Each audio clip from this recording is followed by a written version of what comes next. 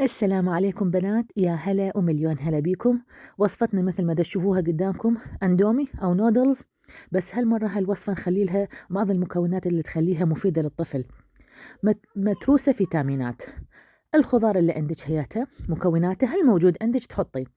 اني الموجود جزر، انواع الفلفل، بصل اكيد، النودلز او الاندومي لكن ما تخلين بيه البهارات مالته.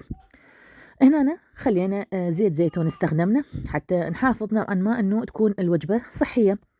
قطعة صغيرة من الزبدة لأن أيضا الزبدة صحية حتى تعطي فد نكهة وطعم طيب. هاي الاختيار الشيء أنت اختياري، حبيتي تحطين قطعة الزبدة أو ما حطيتي على راحتك. احنا بهاي الوصفة نحاول نلبي متطلبات أطفالنا، يحبون الوصفات السريعة، الوجبات السريعة، هو كله عصر السرعة.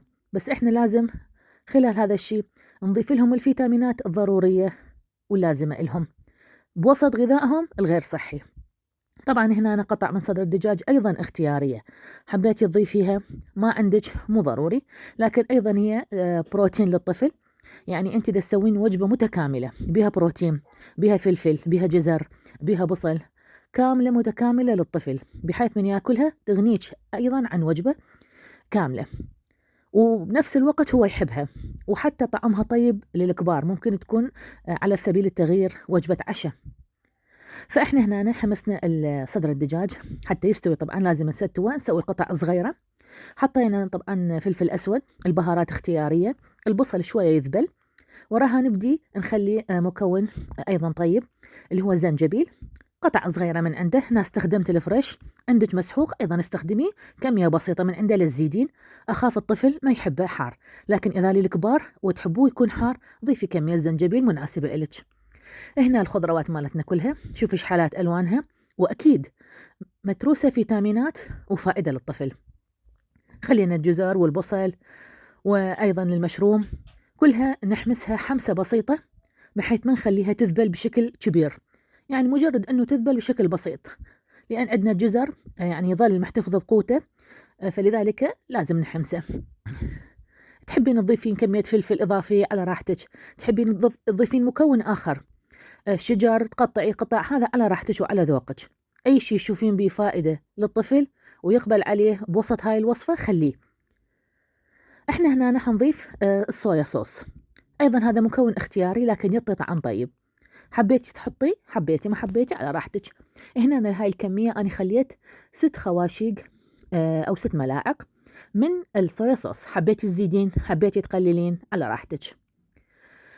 نقلبها طبعا ونضيف هسه النودلز اللي خاص بهاي الوصفة.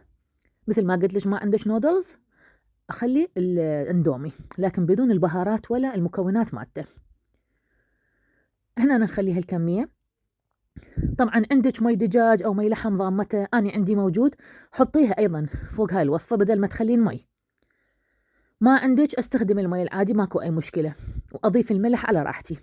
هنا أنا أيضا عندك إذا ما تحبين تضيفين الصويا صوص ضيفي الكاتشب، ممكن تخليه بحرورة، ممكن تخليه بارد على راحتك.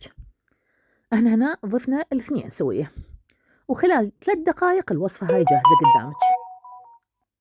وصفة طيبة، وصفة حلوة، تغيير الطعم والنكهة مختلفة، حتى الطفل اللي ما ياكل الفلفل والجزر وهالمكونات الطيبة حياكلها. نضيفين سمسم، تحاولي تسويها فد وجبة تايلندية أو وجبة يابانية أو كورية يكيفون على هالسوالف الأطفال. عندك تستخدمين الشوكة، تستخدمين الملاعق الخاصة بالصينيين، تسوين واهس للطفل. ألف عافية وعلى ذوقك وراحتك.